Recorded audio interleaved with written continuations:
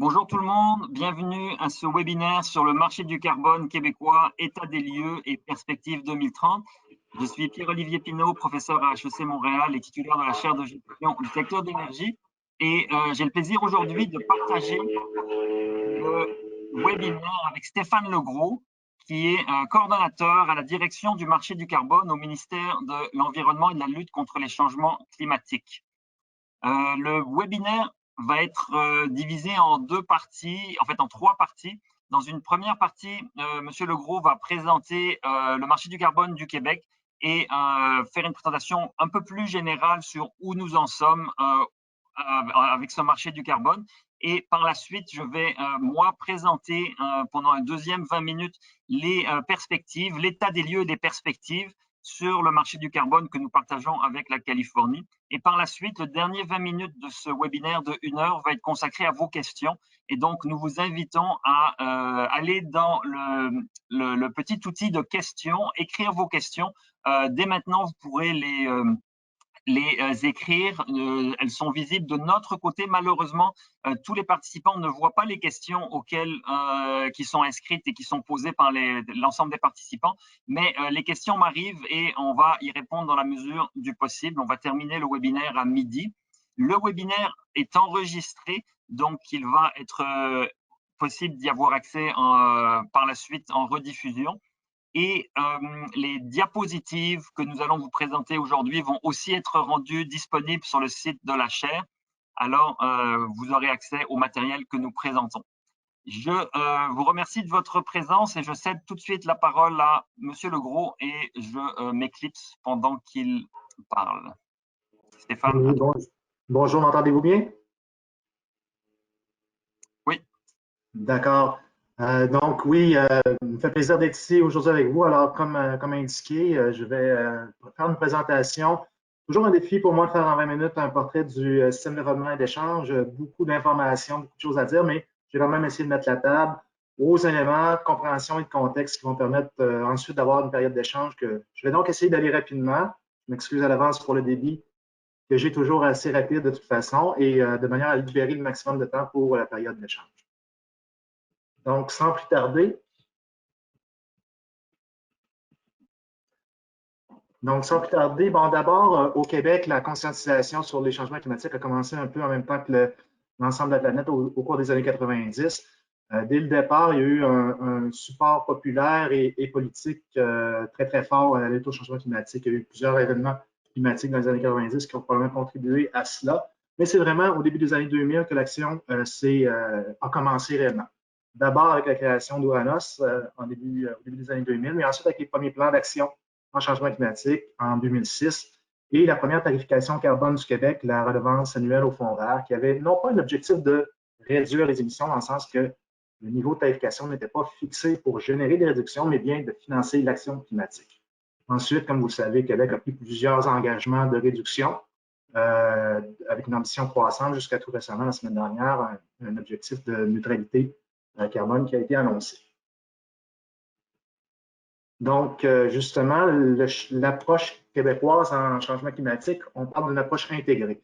Ce que signifie l'approche intégrée, c'est d'abord qu'elle repose, un des éléments importants de cette approche-là, c'est la tarification carbone qui a un objectif double. Donc, la tarification carbone a l'objectif de générer un signal prix carbone qui permet aux acteurs économiques, donc les entreprises, les investisseurs, également les consommateurs, de prendre acte de ce coût-là et d'ajuster leur choix d'investissement, leurs décisions d'affaires et également leur choix de consommation en conséquence.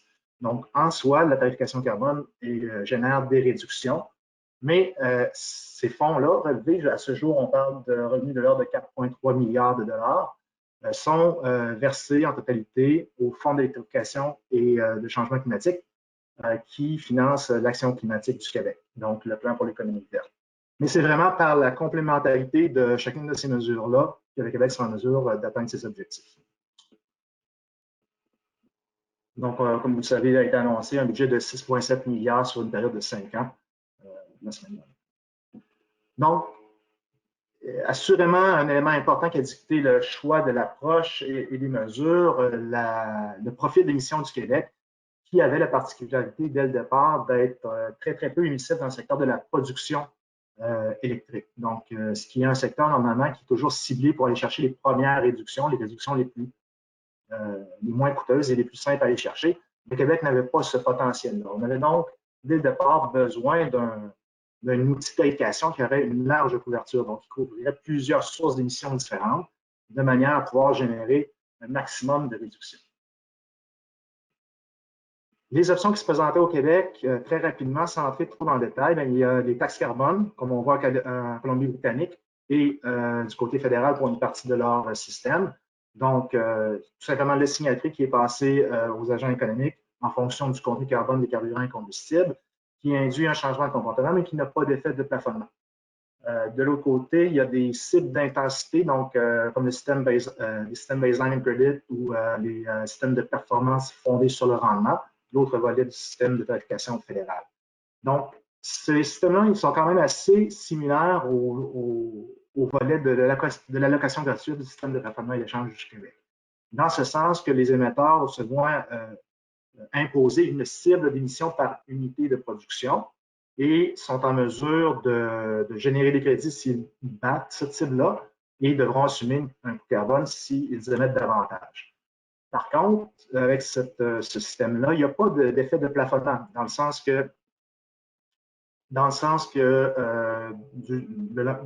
dès demain, il pourrait y avoir 10 nouveaux grands émetteurs de plus et les émissions augmenteraient. Par contre, la performance individuelle devra s'améliorer. Le système de plafonnement d'échange, comme son nom l'indique, la différence, c'est vraiment le plafond qui est décroissant annuellement et qui vient imposer une limite aux sources d'émissions couvertes par le système.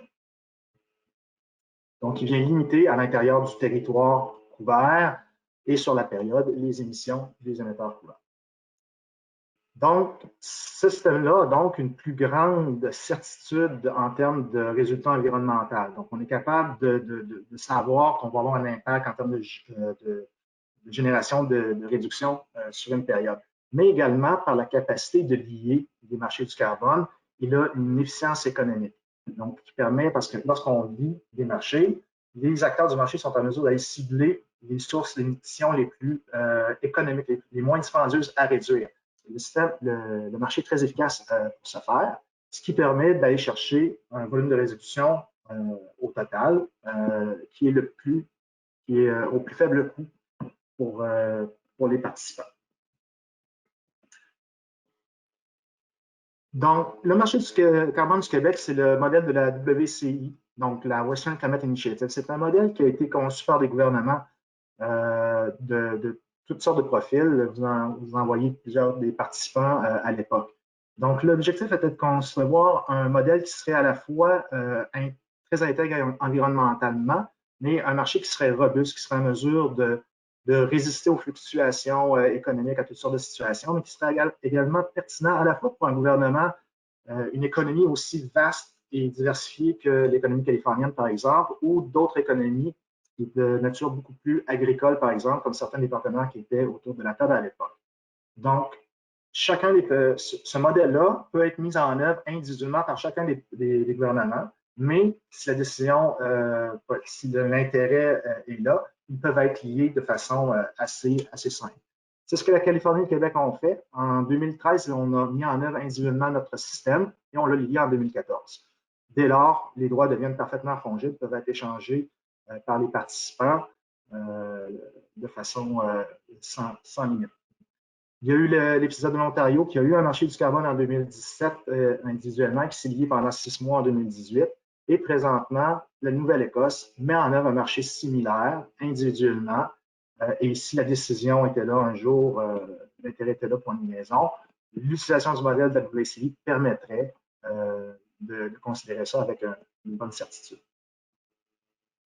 Les plafonds, très rapidement, la façon que les plafonds sont établis, d'abord, on commence le premier plafond, 2013 et 2015, on voit le grand saut ici, puisque en 2013 et 2014, on assujettissait uniquement la production d'électricité, la distribution d'électricité et les secteurs industriels.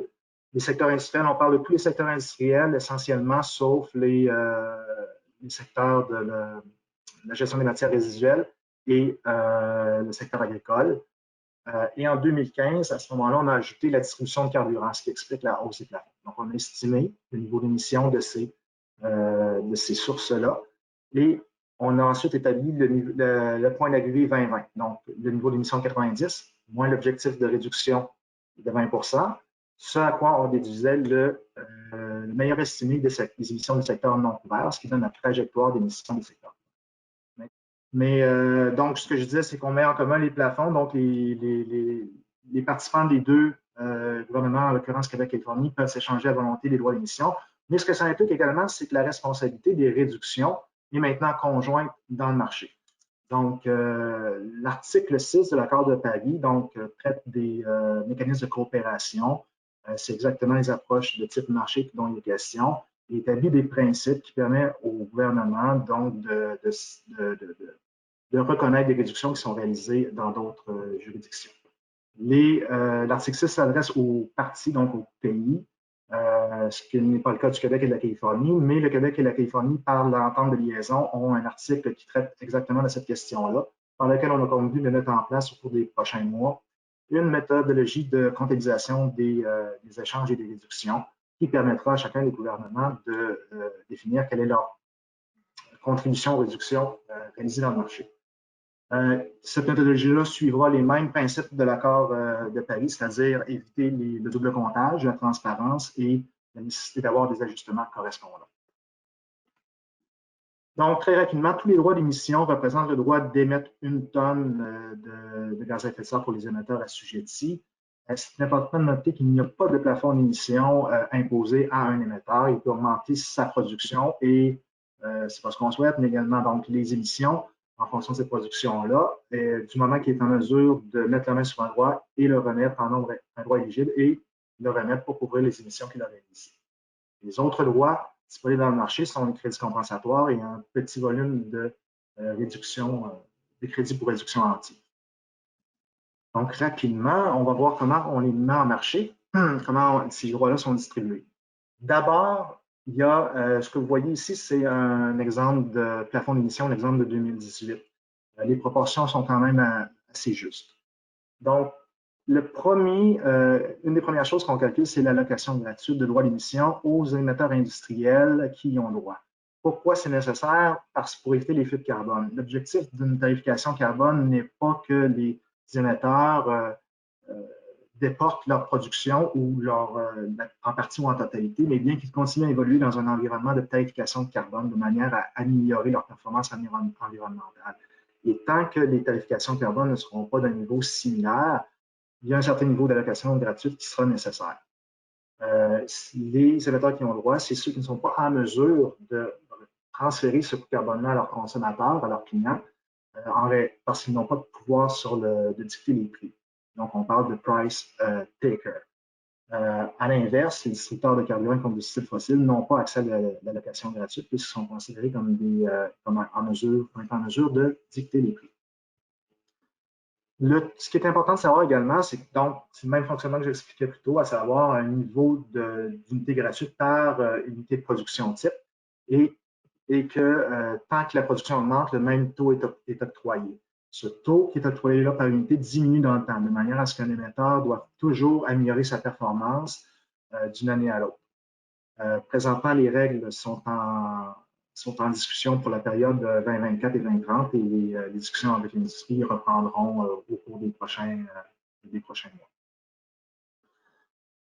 mois. La principale façon de mettre en circulation les droits d'émission, ce sont les ventes aux enchères. Donc, il y a 4 ventes aux enchères par année. Ces ventes-là sont conjointes du Québec et de la Californie. Donc, quelqu'un qui participe à l'enchère va acquérir des droits du Québec et de la Californie et ne sera pas en mesure de distinguer si c'est une unité d'émission du Québec ou de la Californie pour éviter les achats préférentiels. Donc, à chaque vente aux enchères, il y a en fait 2 ventes. La vente de millésimes présents, donc de l'année en cours. Donc, la semaine dernière, on vendait des unités 2020. Éligibles à la couverture des émissions de la période 2018 à 2020, mais également des droits de millésime 2023, donc éligibles à couvrir les émissions de la prochaine période de conformité, de manière à offrir de la flexibilité aux émetteurs assujettis pour gérer leur coût de conformité. Donc, le volume qui est mis en vente aux enchères, c'est ce qui reste une fois qu'on a déduit le bout en rouge qu'on voit ici, donc le prélèvement pour approvisionner la réserve du ministre, et que je vais expliquer tout de suite, et l'allocation gratuite. Donc, tout ce qui reste est vendu aux enchères. La réserve du ministre agit principalement comme mécanisme de contrôle des prix. Donc, ce qu'on fait par là, c'est qu'on établit un corridor de prix. Il y a le prix minimum de vente aux enchères qui lui augmente de 5 par année, donc qui assure qu'il y aura une continuité de progression du prix carbone de manière à permettre la prévisibilité là, du retour sur l'investissement d'un projet de réduction pour un émetteur. Pareillement, on veut amener de la certitude que le prix n'explosera pas trop drastiquement. Donc, ce qu'on fait, on prend, en 2018, c'était 7 mais en moyenne, c'est 4 par année, qu'on met de côté dans un pool de droits d'émission qui est la réserve du ministre, et on répartit ça en 4 catégories, dont les prix sont prescrits par règlement, qui augmentent également de 5 plus inflation par année. Et vous voyez les prix ici pour 2020. Un récent projet de modification réglementaire fait en sorte que les prix vont être ajustés l'année prochaine de manière à correspondre au même prix que la réserve californienne. Et donc, il y aura le même mécanisme de vente aux enchères conjointes, c'est-à-dire que ce prix-là va être ajusté en fonction du taux de change en vigueur au moment de la vente aux enchères. Les crédits compensatoires, rapidement. Donc, les crédits compensatoires sont des droits d'émission qui sont mis en circulation suite à la réalisation d'un projet de réduction visant la réduction des émissions dans les secteurs non couverts. Donc, principalement, par exemple, agriculture, matières résiduelles et les forêts, par exemple, l'aménagement, l'usage des terres. Donc, ça doit être fait en vertu de protocoles réglementaires présentés en ONANA 5, on va les voir tout à l'heure, et d'autres sont en évaluation, en réflexion. Et l'utilisation des crédits compensatoires est limitée. Au Québec, c'est 8 des émissions assujetties. La Californie, elle, a ajusté pour l'année prochaine ce taux-là à 4 et ensuite, ça reviendra à 6 pour la période de conformité suivante.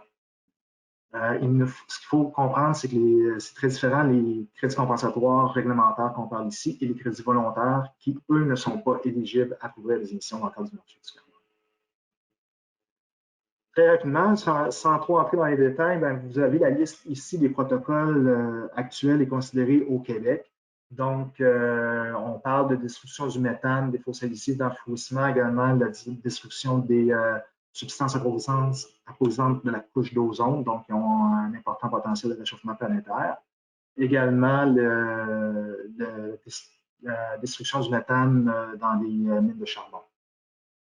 Dans ceux qui sont en développement, celui qui est à un niveau le plus avancé que j'ai été discuté, on parle du reboisement de terres publiques. Tous ces droits-là se retrouvent ensuite dans le marché et peuvent être transigés entre les participants. Le seul endroit où ces droits-là peuvent être transigés, c'est dans le registre des droits d'émission du Québec, donc le Compliance Instrument Tracking System, donc KITS pour les intimes, je dirais. Et donc, c'est vraiment là que ces droits-là sont transigés. On doit être inscrit auprès du Québec et de la Californie pour pouvoir les transiger. Les émetteurs assujettis le sont assurément, mais tout individu particulier, courtier, investisseur peut également s'inscrire auprès du Québec ou de la Californie et transiger. Il y a également des bourses, comme la principale étant l'Intercontinental Exchange, qui développe des produits dérivés qui peuvent être donc transigés, donc des produits dérivés des options d'achat, des options de vente, par exemple, dont le sous-jacent est le droit d'émission. Et ici, vous avez rapidement l'évolution des prix.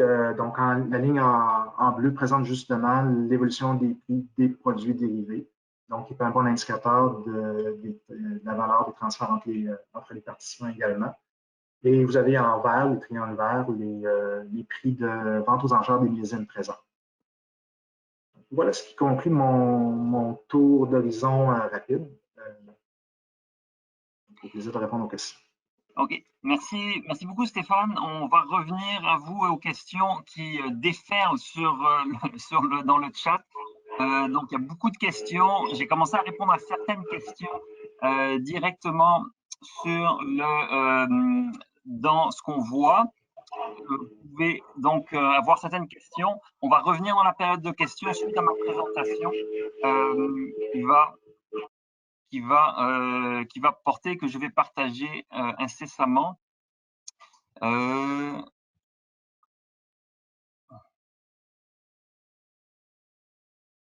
Et que vous... Oups, excusez-moi. Comme ça. Et donc, que vous voyez donc à l'écran en ce moment. Donc, sur le marché du carbone, ma présentation va porter sur un retour sur les 3 périodes de conformité qui ont eu lieu jusqu'à maintenant et des perspectives 2030 pour voir où est-ce qu'on s'en va avec le système actuel. Donc, les périodes de conformité, comme mentionné par M. Legros, représentent différentes périodes pendant lesquelles les émetteurs on comptabilise les émissions des émetteurs et ils doivent remettre leurs droits d'émission. La première période, ce n'était que les émetteurs industriels qui étaient sujets au marché du carbone. Donc, c'était en 2013-2014. Ces émetteurs-là, ils étaient au nombre de 55 au Québec pour un total de 37 millions de tonnes sur les 158 millions de tonnes de gaz à effet de serre qui ont été émis durant ces 2 années-là. Ça représentait 23% des émissions. Et pour l'essentiel de ces émissions-là, ce sont des allocations gratuites qui ont permis aux émetteurs industriels de couvrir leurs émissions. Mais il y a quand même eu des enchères et des ventes de droits d'émission qui ont recueilli des fonds. La deuxième période de conformité de 2015 à 2017 était beaucoup plus importante parce que les distributeurs d'énergie, donc tous les vendeurs d'essence, de diesel et de gaz naturel et les autres produits pétroliers, tous les produits contenant donc du carbone et émettant du CO2 à la combustion, eh bien, étaient obligés d'obtenir des droits d'émission pour leur vente de produits pétroliers ou de produits émetteurs de gaz à effet de serre. Et de la même manière, les émetteurs industriels étaient aussi assujettis au marché du carbone. Et donc, on avait une couverture beaucoup plus large de 2015 à 2017. C'était la deuxième période de conformité pendant laquelle les émetteurs industriels et les distributeurs d'énergie ont été responsables de 176 millions de tonnes durant les 3 années, ce qui correspond grosso modo à 74% des émissions québécoises, encore une fois, pour les 3 années, ces 3 années-là. Les émissions québécoises tournent autour de 80 millions de tonnes par an, donc pour 3 ans, ça fait environ 240 millions de tonnes, et ce sont les 237 millions de tonnes que vous voyez ici. Tous les émetteurs ont réussi, durant cette période de conformité, à obtenir des droits d'émission. Et donc, quand le gouvernement a exigé que les émetteurs déposent leurs droits d'émission, ils avaient des droits d'émission pour obtenir leur conformité. Nous sommes aujourd'hui à la fin de la 3e période de conformité du marché du carbone, de 2018 jusqu'à 2020. Et donc, on n'a pas encore les chiffres exacts sur les émissions des émetteurs, ni même sur les émissions totales du Québec durant cette période-là. Le dernier inventaire québécois des gaz à effet de serre se termine en 2017. On a un inventaire fédéral qui offre des données pour le Québec, qui ne vont pas être les données officielles pour le Québec, mais l'inventaire fédéral des gaz à effet de serre pour la province du Québec pour 2018 indique des émissions de 82 millions de tonnes, en fait légèrement au-dessus des émissions de 2017 et des années précédentes. Ce n'est que le 1er novembre 2021 que les émetteurs vont être tenus de remettre leurs droits d'émission pour toute la période de conformité, c'est-à-dire les émissions qu'ils ont faites en 2018, 2019 et 2020. Donc, c'est vraiment l'année prochaine, en novembre, qu'on va savoir s'il y a conformité et si jamais il y avait des émetteurs qui n'étaient pas en mesure de présenter des droits d'émission parce qu'ils n'ont pas obtenu ces droits d'émission, ce n'est qu'en novembre 2021 qu'on va le savoir. Et dans la loi, il y a des pénalités importantes prévues pour ces émetteurs-là. Et donc, les incitatifs sont réels pour se conformer et acheter ou obtenir des droits d'émission. Et c'est évidemment, mais c'est évidemment un temps plus tard, après que les émissions aient eu lieu. Ça, c'est un autre graphique qui présente un petit peu le dernier graphique que M. Legros a présenté sur l'évolution du prix des droits d'émission. Ce que vous voyez ici, il y a plusieurs informations. Il y a le prix plancher. C'est important de comprendre que dans le système, du marché du carbone dans lequel nous sommes avec la Californie, il y a un prix plancher que vous voyez ici indiqué avec la barre noire, la courbe noire, et il augmente de 5% plus l'inflation chaque année, ce qui correspond grosso modo à $1 d'augmentation par année pour le prix plancher. Les prix que vous voyez dans ce graphique-là sont des prix en dollars américains. Donc, il faut faire un petit effort de conversion en dollars canadiens pour avoir le montant en dollars canadiens. Comme vous le voyez, le prix de vente qui est déterminé aux enchères, et ça correspond grosso modo aux 2/3 des droits d'émission sont vendus aux enchères, le prix de vente est régulièrement au-dessus du prix plancher parce qu'il y a une demande des émetteurs. Et quand on vend tous les droits d'émission, c'est que dans une enchère, c'est que la demande a été forte que l'offre, et le prix monte évidemment pour refléter cette demande accrue. Et comme on le voit pour la période 2018-2020, le plus souvent, on a été au-dessus du prix plancher, ce qui veut dire qu'il y avait une grande demande. Par contre, avec la COVID, vous voyez là les 3 dernières enchères de 2020 se trouvent à être des enchères qui ont moins bien fonctionné, surtout celle de mai. Et vous voyez le petit 37% là qui est en dessous. Ce 37%, correspond au nombre, au pourcentage d'unités vendues dans le marché du carbone aux enchères de mai 2020, alors qu'on était encore dans le confinement lié à la pandémie. Et donc, les émetteurs avaient d'autres préoccupations et leurs émissions ont aussi beaucoup baissé durant le confinement. Donc, les enchères ont été peu courues et le prix de vente a été au minimum au prix plancher.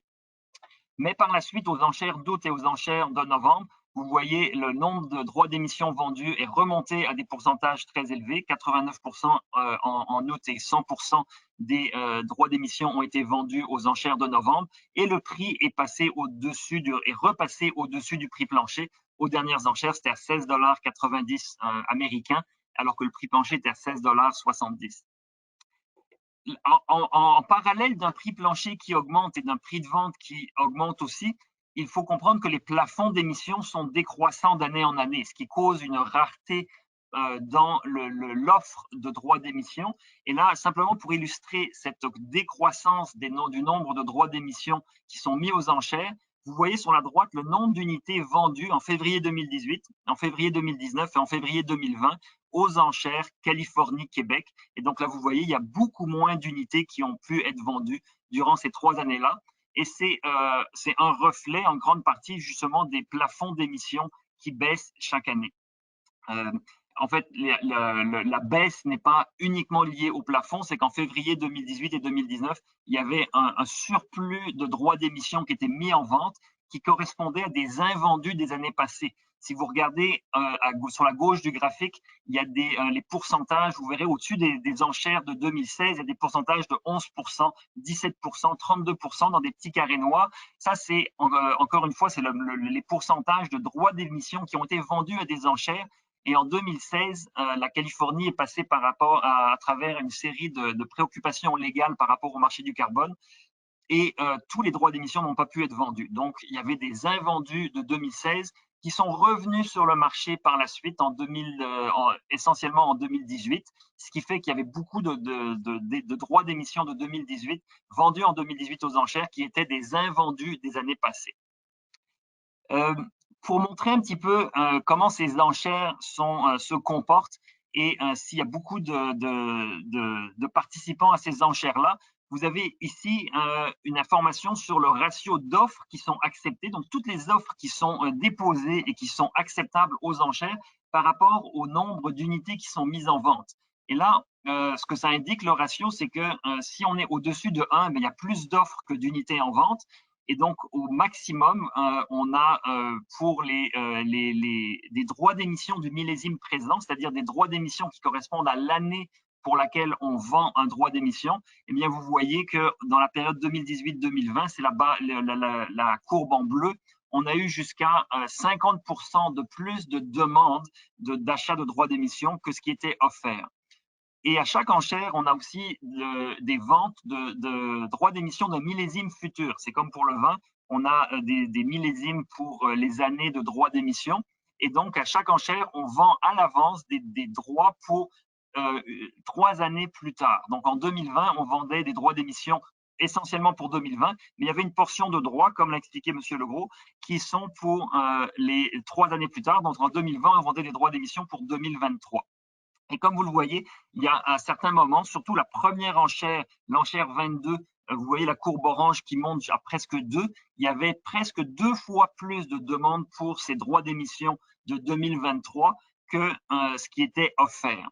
Et ça, c'est un signe que les acteurs du marché croient dans le marché du carbone, parce que s'il n'y avait pas des acteurs économiques qui déposaient des offres dans le marché du carbone, eh bien, on n'aurait pas un tel engouement et de telles offres pour des achats de droits d'émission. Et donc, le fait qu'on voit autant d'offres de droits d'émission aux enchères, ça montre qu'il y a une confiance dans le fait que le marché du carbone continue au-delà de 2020 et reste en place.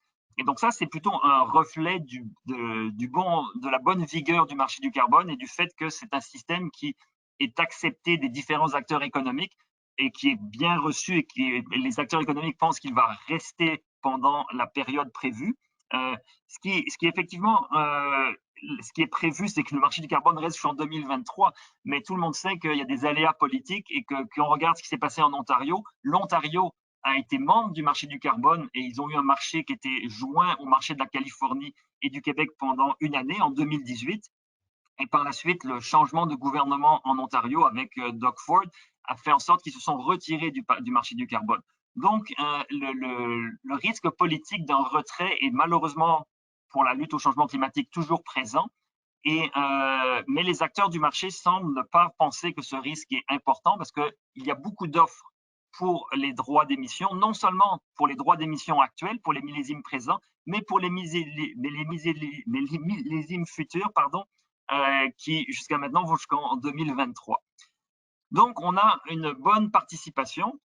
Et un autre élément pour souligner la vigueur du marché du carbone, c'est qui sont ces entités qui participent au marché du carbone. Il y a évidemment les émetteurs de gaz à effet de serre qui participent au marché du carbone et aussi les distributeurs d'énergie qui participent au marché du carbone, mais il y a aussi d'autres acteurs. Il peut y avoir des intermédiaires financiers, des banques ou différentes compagnies qui veulent aller acheter des droits d'émission et il y a même à l'occasion des individus qui, à titre personnel, achètent des droits d'émission et il y en a une dizaine au Québec d'individus qui ont été achetés des droits d'émission au marché.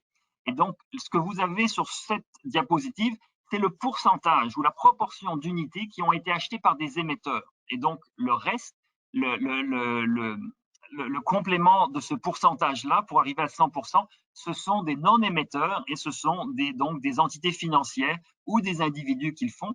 Et ce qu'on voit, c'est que le pourcentage d'unités achetées par des émetteurs a une légère tendance à la décroissance. Surtout en 2018-2019, vous voyez la courbe, elle a tendance à descendre légèrement. On était plus autour de 100% au niveau des enchères 5, 6, 7, 8. Et puis, il y a une légère décroissance. On est plus autour de 80-90% des acheteurs de droits d'émission qui sont des émetteurs. Ce que ça veut dire, c'est qu'il y a des spéculateurs ou des intermédiaires financiers qui comprennent de mieux en mieux le marché du carbone et pensent que c'est intéressant d'acheter des droits d'émission, fort probablement pour les revendre plus tard à des émetteurs qui en auront besoin. Donc, c'est une manière de spéculer, mais c'est complètement intégré dans les outils du marché du carbone, cette possibilité d'avoir des acheteurs. Ça amène de la liquidité au marché et c'est ce qui fait que le marché est accessible à un grand nombre d'individus. Et c'est encore une fois un signe que techniquement le marché est bien reçu, est bien accepté et dépasse le simple cadre des émetteurs parce qu'on a des non-émetteurs qui de plus en plus achètent des droits d'émission. Avec la COVID, on a eu un petit renversement et vous voyez le pourcentage de droits d'émetteurs là pour les dernières enchères de 2020, les 3 dernières enchères, les pourcentages d'unités achetées par des émetteurs ont augmenté. Il faut probablement croire que c'est lié au fait que on a un recentrement des intérêts et que les émetteurs se sont préoccupés de leurs émissions en partie et que les autres acteurs économiques avaient d'autres priorités à gérer et ne se sont pas impliqués dans le marché du carbone. Mais j'ose croire que c'est temporaire comme phénomène et que les non-émetteurs vont revenir sur le marché du carbone dans les années à venir. Et là, on voit de manière un peu plus détaillée les revenus que le marché du carbone a générés ces dernières années. Donc, vous voyez, enchère par enchère, les revenus, c'est en orange. Donc, grosso modo, c'est autour de 200-250 millions de dollars que les enchères ont générés.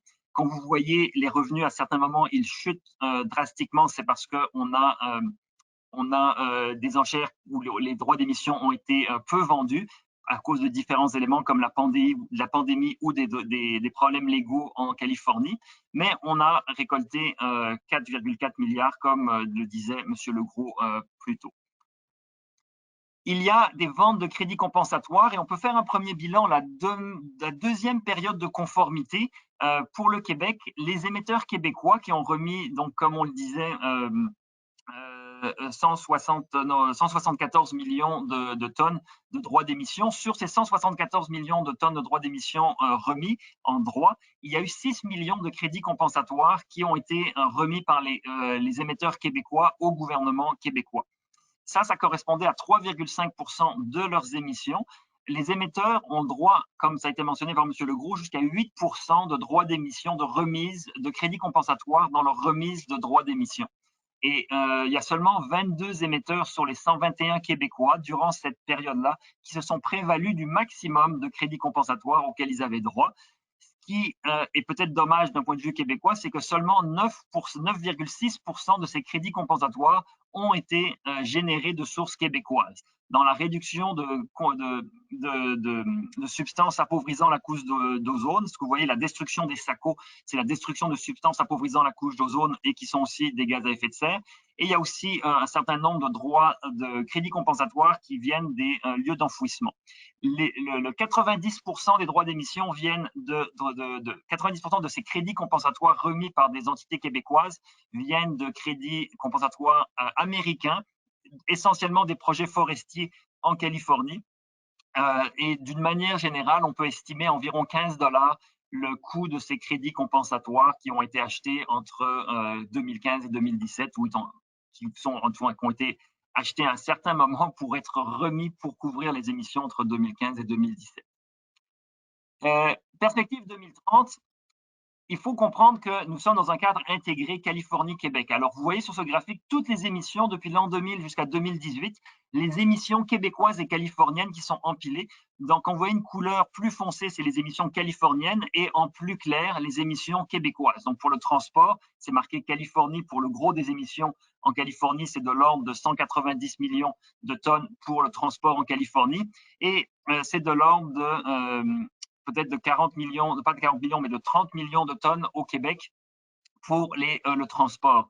Pour l'électricité en orange, évidemment, il n'y a pas d'émissions québécoises parce que presque toute notre électricité au Québec est de sources renouvelables. Pour l'industrie, vous voyez en gris foncé les émissions californiennes, en gris clair les émissions québécoises, le bâtiment et l'agriculture et les déchets.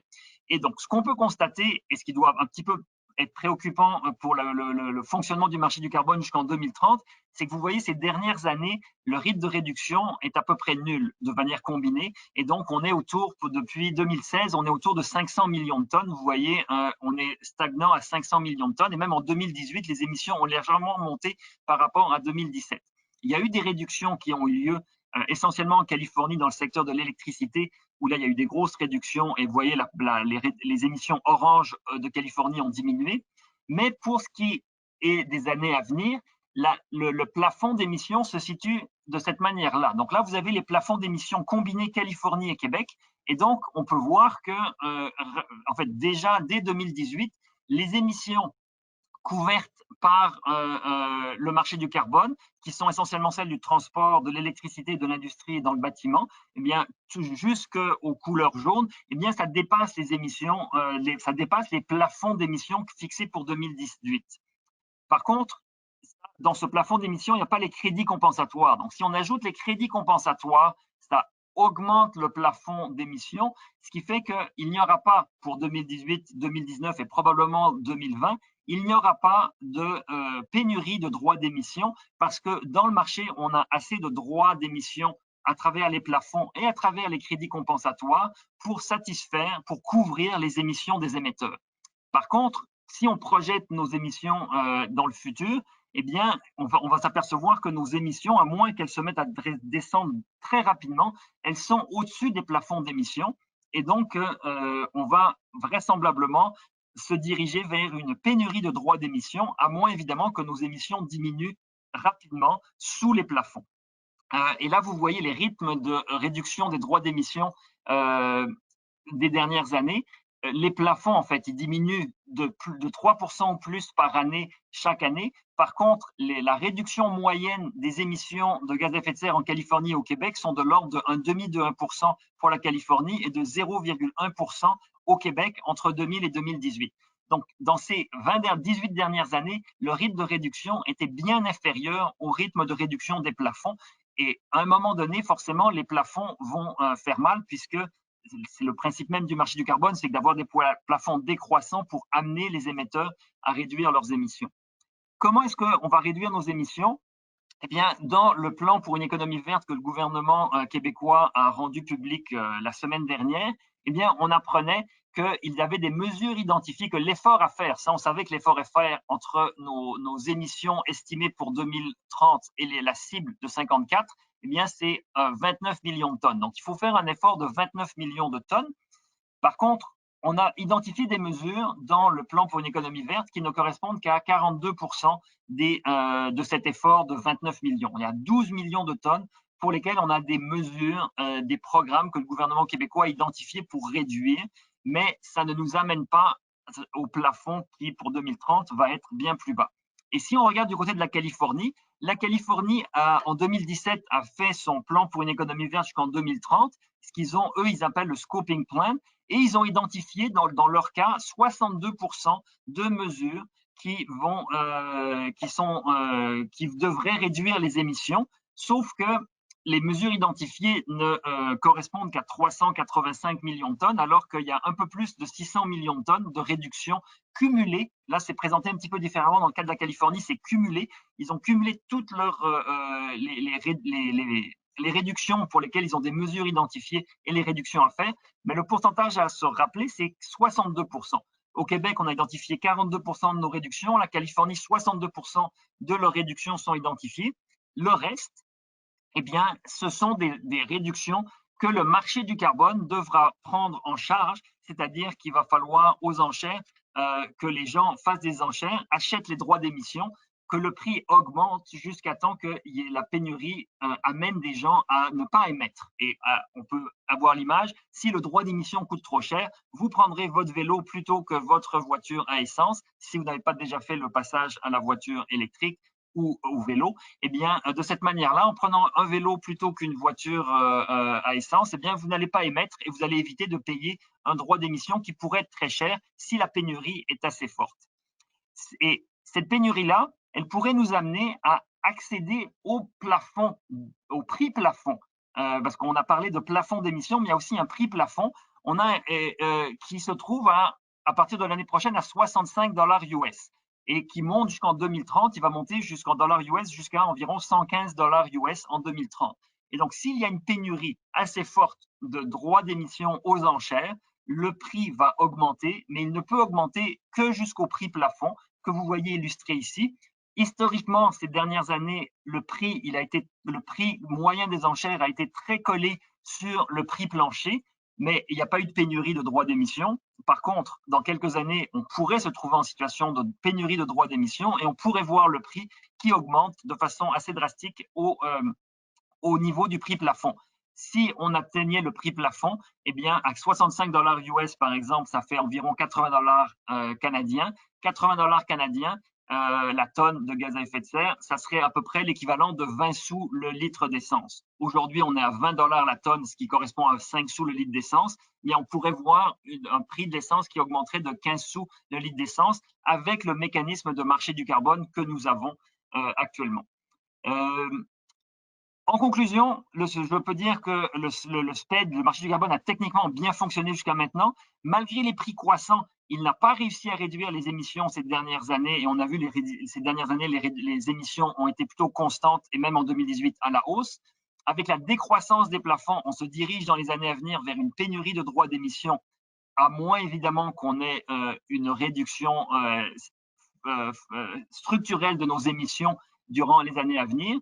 Et si on arrive au prix plafond, mais le SPED, en quelque sorte, va se transformer en taxe sur le carbone parce que la notion de plafond d'émission sera globalement perdue. Et on va avoir des droits d'émission qu'on pourra acheter et ça va devenir l'équivalent d'une taxe. Je vous remercie. Je vois qu'il y a une déferlante de questions qui ont lieu sur l'ensemble des questions. Donc, je vais cesser d'afficher mon écran et je vais revenir à nos questions et je vais inviter évidemment Monsieur Legros à répondre. En fait, je vais gérer les questions de mon côté et poser les questions à Monsieur Legros. Donc, comme je disais, on a une déferlante de questions. Je ne suis pas certain qu'on puisse répondre à toutes ces questions-là, mais on va y aller. En fait, par la première à laquelle il m'avait été donné. Pourquoi le Québec, là c'est Monsieur Stéphane Gagnon qui pose la question, pourquoi le Québec met-il en marché plus de droits d'émission que ce qui permettrait d'atteindre ses objectifs? Stéphane, est-ce que tu comprends la question? Est-ce que tu es prêt à… Oui, mais en fait, j'imagine que la question fait référence à l'écart entre les émissions et les plafonds. Donc, peut-être revenir rapidement, j'ai expliqué plutôt comment les plafonds avaient été calculés, calibrés. Évidemment, les plafonds ont été annoncés, ont été calculés à l'avance, devaient être annoncés à l'avance également, de manière à ce que les émetteurs assujettis puissent prévoir et s'adapter en conséquence. Et dès lors que là, on parle de 2010, à l'époque, le marché a été annoncé et les plafonds ont été décrétés peu de temps après. Et donc, les émetteurs ont quand même évolué dans l'intervalle et ont pris acte de cette tarification. Donc, ce qui fait qu'il y a eu quand même, dès le moment où on met une tarification carbone, les émetteurs regardent à leurs opérations et réalisent qu'ils ont un potentiel de réduction qu'ils n'avaient pas nécessairement constaté ou intérêt à regarder au préalable. Donc, il y a quand même eu des réductions rapides en début de période, ce qui explique en bonne partie un écart entre le niveau d'émission assujettis, des émetteurs assujettis et les plafonds en début de période. Maintenant, dans le temps, cet écart-là se résout et depuis 2017, les émissions assujetties sont supérieures aux plafonds. Ismaël Cissé demande, est-ce qu'il y a des États américains qui envisagent d'établir un marché du carbone prochainement? Oui, il y a des États, il y a un marché du carbone dans les États du Nord-Est américain sur la production d'électricité. Évidemment, c'était une option qui prévalait à l'époque pour le Québec, mais étant donné notre profil dans le secteur, ce n'était pas pertinent pour nous. Toutefois, il y a d'autres discussions, toujours dans le Nord-Est américain. Il y a les États qui considèrent la mise en place de la Transportation Climate Initiative, donc une approche marché carbone qui ressemble quand même à la nôtre, mais qui couvrirait à ce moment-là les émissions associées au transport exclusivement. Philippe Lacasse. Très rapidement, il y a quelques autres cas. Il y a eu des mentions également du côté de Oregon qui a des démarches en ce sens-là. Donc, oui, on est en discussion avec et on accompagne bon nombre de gouvernements, des États américains, des pays également, d'autres régions du monde. On est en discussion, par exemple, avec le Mexique. On accompagne beaucoup de pays qui s'intéressent à la tarification et plus spécifiquement à la tarification carbone. Le Chili également, il y a plusieurs, la Nouvelle-Zélande, il y a des discussions. Donc, on accompagne beaucoup de pays qui s'intéressent à la tarification carbone. Une question de Philippe Lacasse sur les crédits compensatoires. On observe qu'il y a des crédits compensatoires pour les mines de charbon, mais il n'y a pas de mines de charbon au Québec. Alors, comment est-ce que c'est possible, demande-t-il? Désolé, si le son vient de mon côté, je n'ai pas accès à la possibilité de l'arrêter. Donc, si ça vient de moi, je m'en excuse.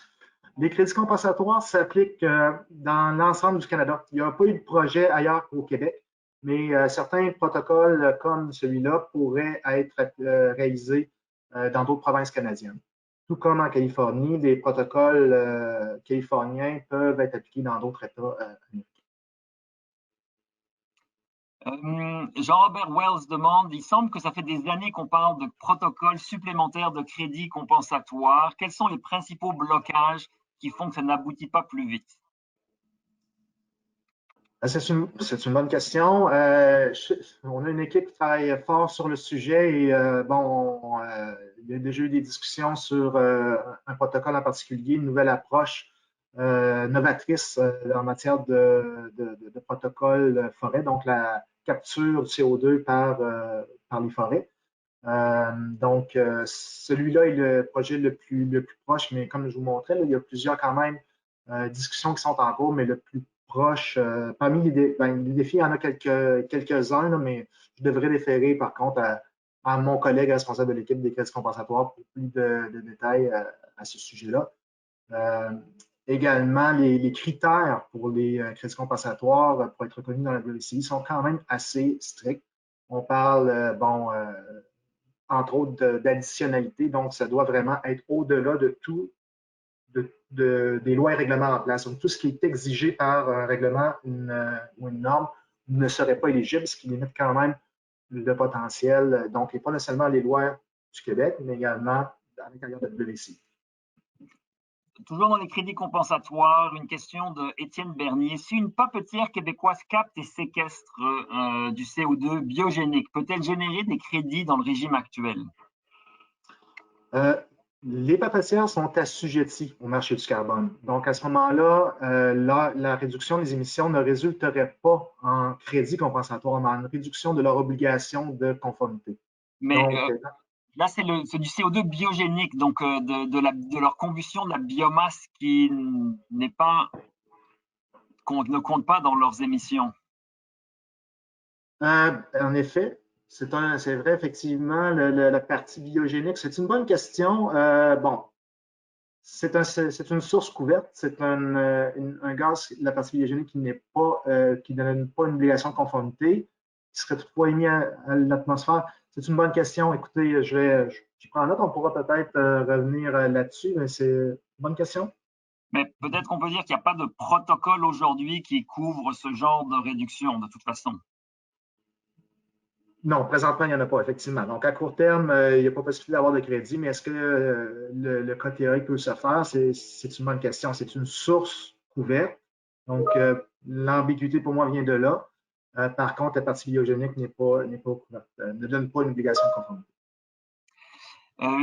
Toujours sur les crédits compensatoires, Yannick Sternon pose la question à quand pouvons-nous nous attendre à voir des protocoles sur la biométhanisation des matières organiques, et est-ce que la séquestration du carbone provenant de l'épandage de biosolides sera aussi considérée?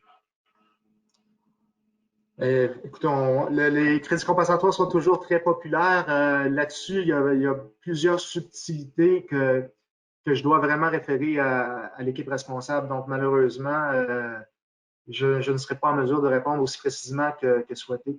J'aimerais peut-être profiter, par contre, revenir rapidement sur une affirmation sur la question là, du prix plafond, si vous me permettez rapidement.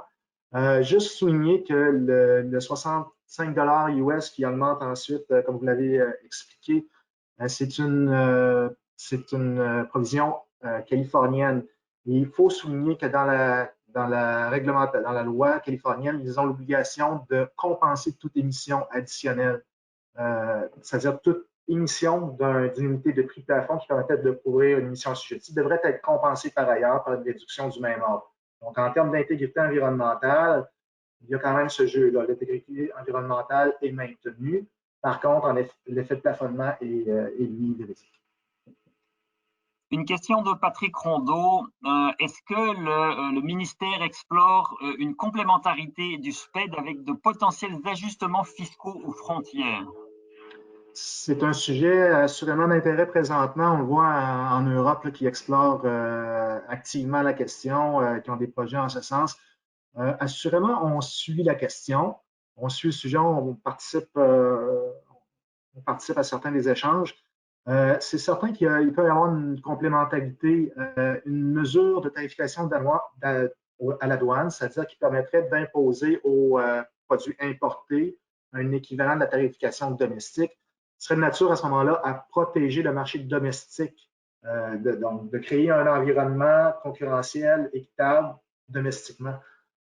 Donc oui, il y a de l'intérêt, ça pourrait permettre peut-être de réduire les allocations gratuites. Toutefois, pour la plupart de nos émetteurs, le marché domestique n'est qu'une partie de leur chiffre d'affaires. Les marchés d'exportation sont une part importante. Donc, on a beaucoup d'intérêt envers la question. On suit de très près ce qui se passe à ce sujet-là. Maintenant, est-ce que le Québec, ça prendrait une mesure canadienne et ça ne protégerait qu'en partie la compétitivité, donc pour le marché domestique. Donc, ce serait probablement une réponse partielle, mais en effet complémentaire. Donc, beaucoup d'intérêt. On suit attentivement le sujet. Marcel Boyer demande dans quelle mesure les prix finaux aux clients et consommateurs sont-ils affectés par le SPED? En fait, c'est les prix finaux. Le prix, par exemple, sur les carburants et combustibles là, est directement transféré. Je vous aviez une acétate là-dessus. Je crois qu'elle a disparu dans la version finale, donc je ne l'ai pas apporté de main. Mais on parle d'un impact de quelque chose comme 4 sous le litre, si je ne m'abuse, cet ordre de grandeur-là. Donc, cet effet-là est transféré en effet à la pompe. Comme j'expliquais plutôt, les price makers sont en mesure de le faire. Donc, la distribution carburant est en mesure de le faire. Maintenant, à quelle hauteur ils le font, bon, c'est une question commerciale, une question privée. D'autres émetteurs ne sont pas nécessairement en mesure de le transférer parce que les prix de leurs produits sont dictés par les marchés mondiaux. Donc, une tonne de papier, une tonne d'aluminium, par exemple, ont peut-être beaucoup moins de capacité à ajuster ça. Donc, c'est tous ces facteurs-là qui sont l'exposition au commerce mondial, l'intensité d'émission qui viennent déterminer la capacité de ces émetteurs-là à transférer le coût et le niveau d'allocation gratuite auquel ils auront droit en conséquence.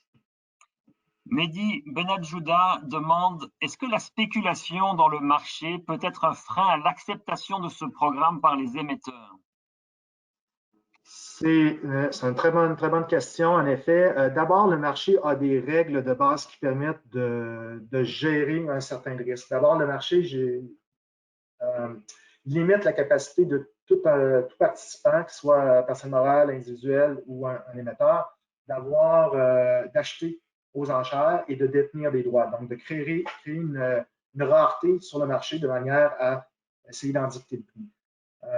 Individuellement, les entreprises ont ça, mais également si des entreprises d'un même groupe corporatif s'inscrivent, on va les regrouper, ils vont devoir partager cette limite-là. Donc, on vient limiter leur capacité d'influence. Donc, on vient essayer de contenir ce risque-là, ce qui permet une meilleure acceptabilité de la part des émetteurs.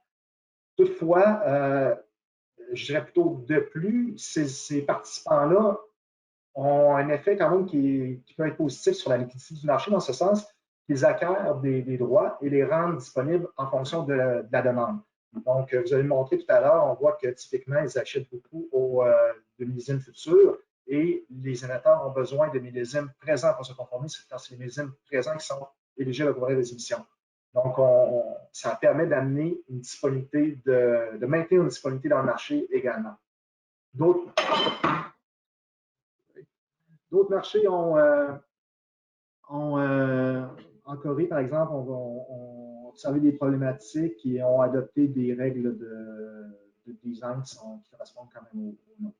Donc, je dirais que l'impact peut être double, mais qu'en général, les participants apportent quand même une disponibilité et agissent beaucoup comme des entremetteurs, donc vont permettre de faciliter les transactions entre des achats et des ventes. On va prendre une dernière question et je m'excuse, il y a beaucoup de questions. On ne va pas pouvoir répondre à toutes les questions. La dernière question de Hélène Barry qui demande si le SPED devient similaire à une taxe sur le carbone à travers le prix plafond, quel est l'intérêt de le maintenir? Justement, la petite parenthèse que j'ai faite préalablement va permettre de répondre en partie à la question. L'objectif, tant et aussi longtemps qu'il y a une compensation, l'impact environnemental, l'intégrité environnementale va être maintenue. Donc, si on paye une taxe, c'est uniquement le signal prix. Mais si on compense par ailleurs en utilisant, par exemple, les revenus de la vente d'une unité de prix plafond, donc ce que vous appelez la taxe à 65 à ce moment-là, la réduction vient compenser. Et ce qui est important d'un point de vue environnemental, ce n'est pas nécessairement que ce soit le secteur couvert ou le Québec qui viennent réduire ses émissions, mais que globalement, le volume cumulatif de droits à effet de serre dans l'atmosphère à l'échelle de la planète soit diminué. Merci beaucoup, Monsieur Legros. Merci à vous tous d'avoir participé. Je m'excuse pour toutes les questions auxquelles on n'a pas pu répondre. Il y en avait véritablement trop. C'est un sujet que la chaire de gestion du secteur de l'énergie de HEC Montréal va continuer de regarder assurément. Et les diapositives vont être rendues publiques sur le site de la chaire. Alors, merci à tous et à un prochain webinaire. Merci.